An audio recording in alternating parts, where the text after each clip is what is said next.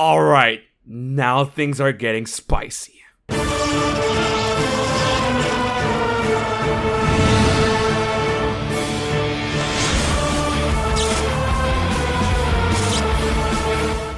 Kingdom Hearts Dark Road, as we all know, tells the tale of Xehanort's path to the darkness and why he chose the darkness. While the villain did meet his end at the end of Kingdom Hearts 3, we are not only being given insight to his character at a young age, but also that of Master Ericus and his comrades that he spent his days with in Scala ad Caelum.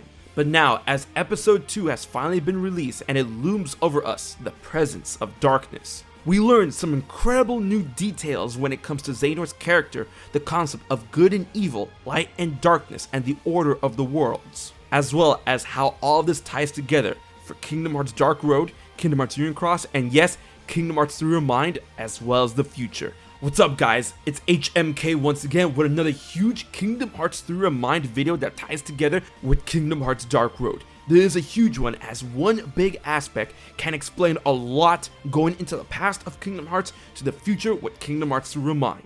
As always, for the safety of hype, I'm going to ask you to strap on in and it's time to dive directly into the darkness. So young Xehanort and crew are still on their search for these missing Keyblade wielders, the upperclassmen from Scala ad Caelum, and now they go to Wonderland. While there, from Cheshire Cat, they find out that half of their group has been caught by the Queen of Hearts. And now they must stand trial for disturbing Her Majesty's peace. Now, if you watched Alice in Wonderland or even played any of the previous Kingdom Hearts games, you kinda already know where this is going. I make up the rules, I stand by the rules, off with their heads, blah blah blah. But here we come to a very interesting crossroads of morality when it comes to being Keyblade wielders in other Disney worlds. As Ericus was pretty much ready to throttle with his Keyblade in order to get the others to safety, Xehanort had to remind Ericus, as though they are Keyblade wielders and the Queen of Hearts is being really scummy, they must not interfere with the order of outside worlds, as Keyblade wielders are only meant to strike down the darkness in the forms of Heartless or otherwise monsters to their knowledge.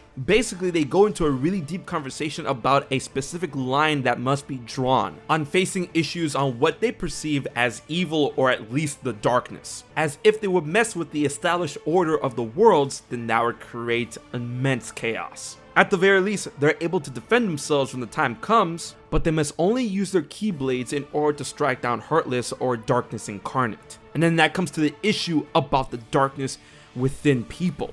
To that end, when Ericus and Xehanort are preparing themselves to defend themselves against those card guards, it shows that Xehanort is actually able to see the darkness. A confusing statement you would think, but what I mean is that he is able to see what we perceive as the darkness. The person, the entity that we've come to know as the darkness from the events of Union Cross. A very familiar sight that we do see behind the Queen of Hearts while this is all happening in Wonderland. And it's not like the darkness was emanating from the Queen of Hearts, it was something that was directly standing behind or beside her, which would make the Queen of Hearts the second person, the second Disney villain that we've seen to have an interaction with Mr. Darkness. It is this darkness that then attracts a pretty huge Heartless that the crew then has to deal with.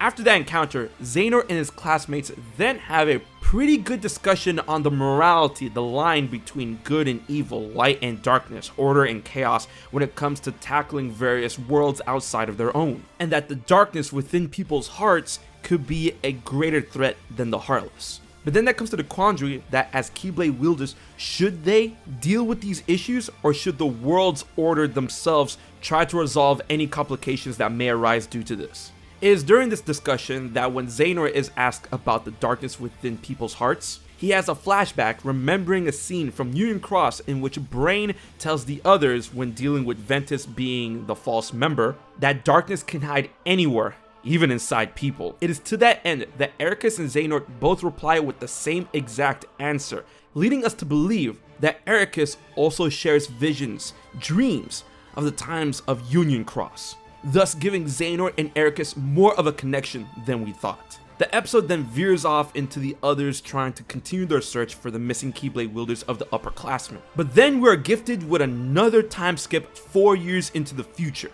in which Xehanort is once again in Wonderland being dragged to the Queen of Hearts court, being tried for the same crimes that his classmates were charged with 4 years ago. It seems that he's there with a purpose, and that purpose was fulfilled when he recognized the darkness that emanated behind the Queen of Hearts. This revelation, this ability, would then make Xehanort the boy with the eyes that can see the darkness. But not just any darkness, the special entity known as darkness. And as stated in the first episode of Kingdom Hearts Dark Road, it seems that time definitely flows differently for all other worlds. So in his return to Wonderland, although 4 years passed for him, it seemed it wasn't the same amount of time for Wonderland. So it looks like moving forward with Kingdom Hearts Dark Road, each episode is going to consist of a real-time story of Xehanort in his youth along with his classmates, ending off with the 4-year time gap which happens afterwards. And this 4-year time skip that happens at the end of every episode of Kingdom Hearts Dark Road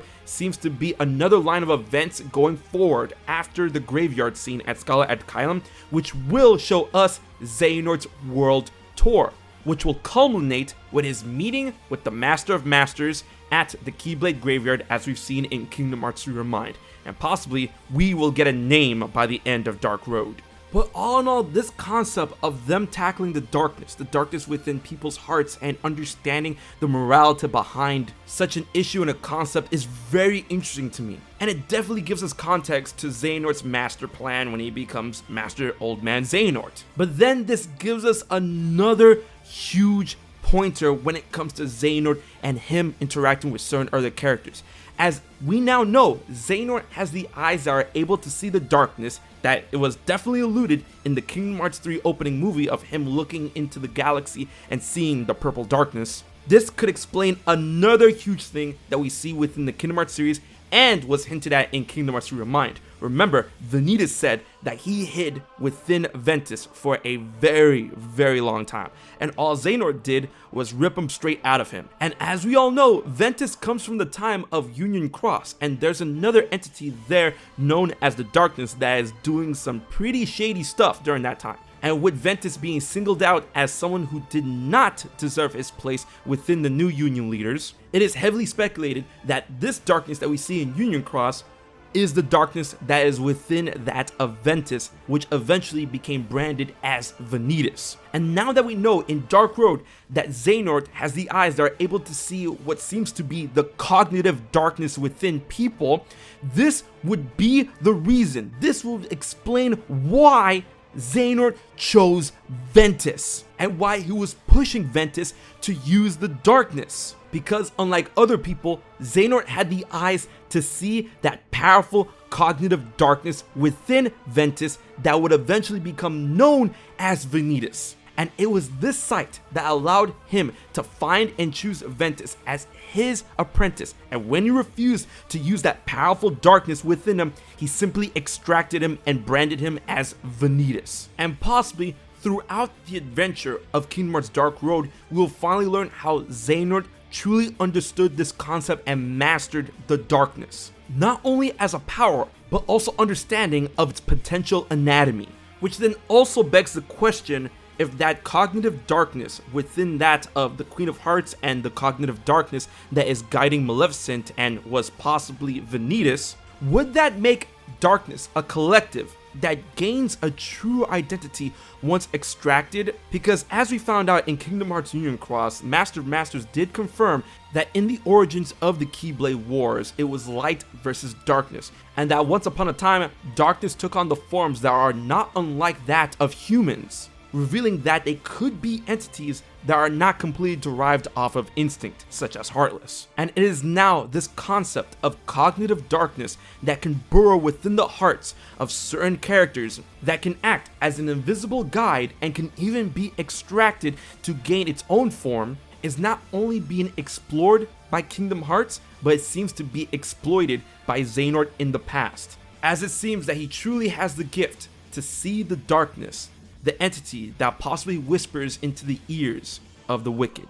And it is with this eyesight, this ability, that he is able to single out Ventus and extract that deeply buried cognitive darkness and brand it as Ventus. And quite possibly, this could be a hint at the next new lineup of enemies that we might have to face in the future of Kingdom Hearts.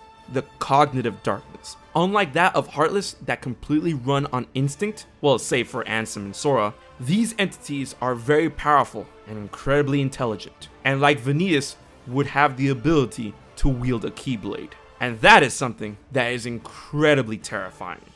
Either way, I'm super excited on what they're doing in fleshing out aspects of morality of light and darkness and the order and evils of the worlds and what they must truly do as Keyblade wielders, and how this concept, this brand of darkness could be very interesting moving forward when it comes to Kingdom Hearts, Dark Road, Unicross, and Kingdom Hearts ReMind, everything after it. But let me know what you guys think about this development and about young Xehanort's promising ability, as I feel that it might get better as time goes on. Leave your thoughts and theories in the comment section below, and be sure to like, favorite, share, and most importantly subscribe to HMK for more Kingdom Hearts content every week. Big thanks to my Patreon supporters for helping making this video happen. If you want to find out how you can support HMK for just $1 a month, please check out my Patreon info in the description box below. Alright guys, until the next Kingdom Hearts video, this has been HMK, and I'll check you guys later. So you haven't subscribed to HMK yet? Don't piss Xemnas off.